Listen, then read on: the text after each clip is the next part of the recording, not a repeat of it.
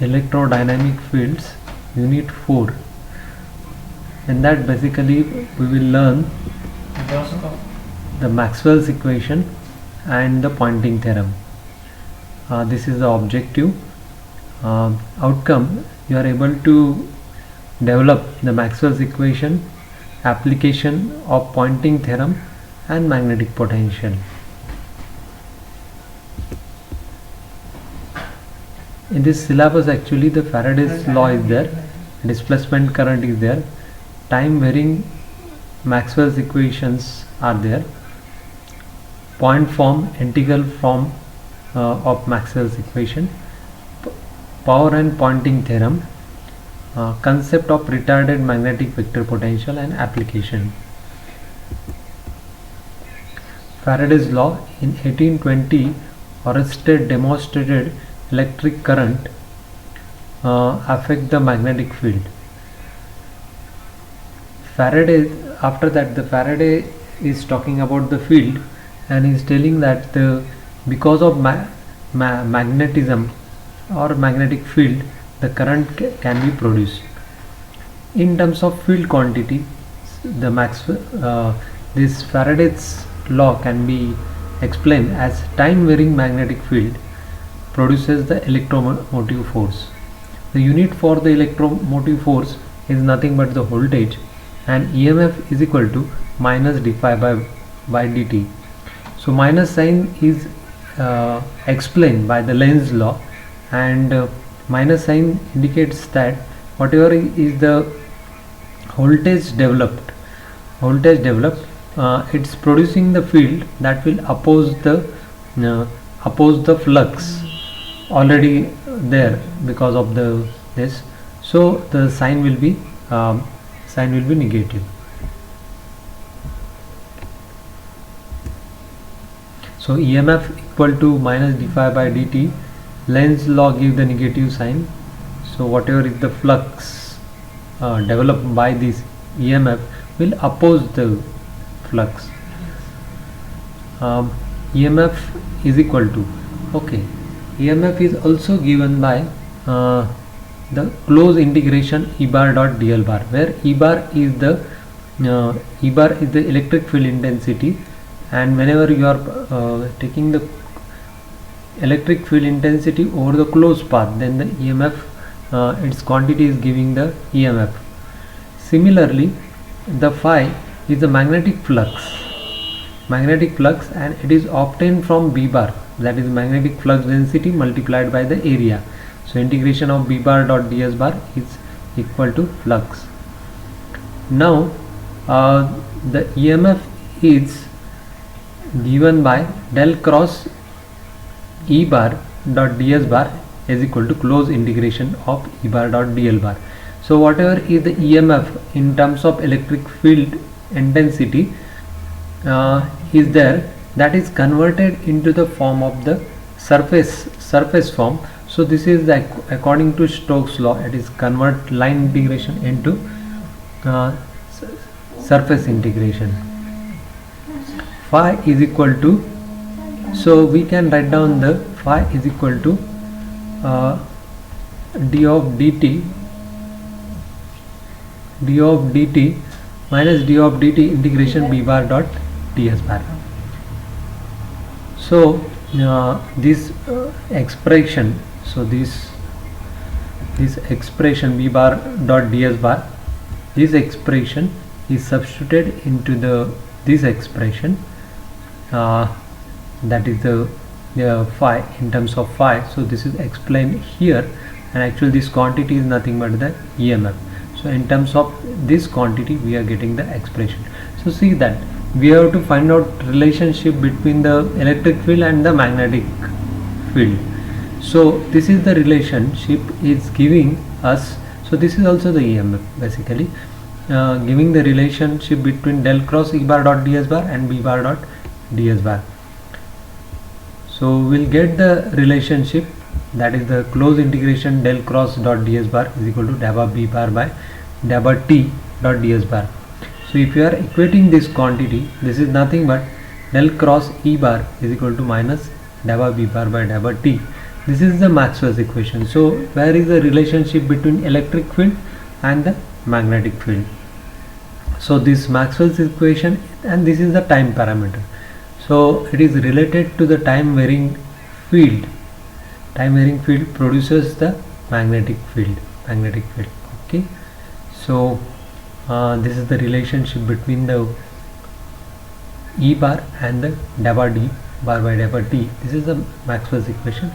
If there is no variation of the time, right, of the magnetic field, then del cross E bar is equal to 0. So cross product of this is equal to 0,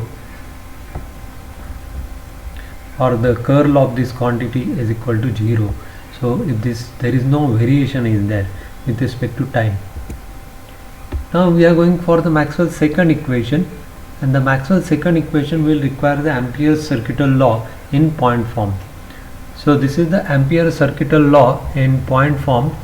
This is del cross H bar is equal to J bar. Now if you are taking the divergence of this quantity, this is equal to 0 basically. Divergence of the curl quantity is equal to 0, and we are applying the curl this equation, continuity equation. So the continuity equations, del dot J bar is equal to minus da bar rho v by da bar t. Actually this is the da bar rho v by da bar t. This is the continuity equation. So what we are calling it as del cross H bar.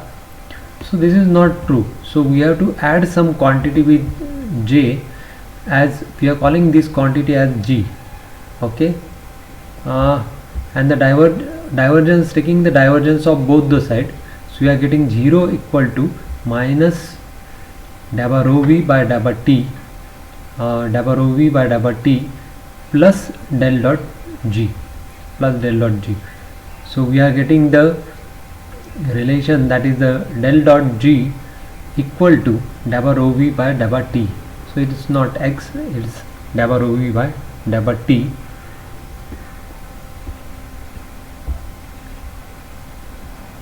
Rho v equal to del dot d bar. This is the divergence theorem or Gauss law in point form. We are comparing this quantity, the last quantity we have derived, that is the del dot G is equal to da bar rho v by da bar t. So this quantity is replaced by del dot d, and we are getting the expression like this. So if you are taking this d inside this derivative with respect to d, so it is del dot G is equal to del dot da bar d by da bar t. So if you are comparing this quantity G bar and da bar d by da bar t is equal to G equal to da bar d by da bar t. This quantity, we have derived this new quantity. Actually we are finding out this G quantity, and we have derived this G quantity, and we are getting the this G quantity as da bar d by da bar t. The dimension of da bar d by da bar t is same as the dimension of current density, that is ampere per meter square. So this is the current density obtained due to the time varying field intensity or the electric field intensity. So da bar d by da bar t is called as the displacement current density. Now the remaining two equations, so this was the second equation that we have derived. What that equation is, del cross H bar is equal to J plus J bar plus G bar, where the G quantity is the da bar d by da bar t. So in the Maxwell second equation, this G is replaced by da bar d by da bar t. So this factor is coming because of the displacement current, and this is because of the time varying nature of the field. Because of that only this displacement current we are getting. So because of the nature of the time varying static case, this is not the present. So del cross H bar is equal to J bar, we have derived it. But So J bar is the conventional current, and this delta d by delta t is the displacement current. So this is the second equation. So addition of convention current plus this delta d bar by delta t. Now the rest of the equation of this are remaining the same. That is the del dot d bar, third equation, is equal to rho v, and the last fourth equation, that is the del dot v bar, equal to 0. So no isolated pole that will exist. It indicates that del dot v bar is equal to 0, indicate that no isolated poles can be exist, and this is nothing but the Gauss law. We'll call it as a third equation as the Gauss law. So these Maxwell's equations are very useful, and to derive the relation of the wave equation for the electromagnetic wave, these equations are useful. So in the next lecture we'll see some of the equations, some application of this equation and the significance of this equation. So we have derived this equation, and you have to remember these 4 equations that are the important, that will require for the generation of the wave equation. Thank you.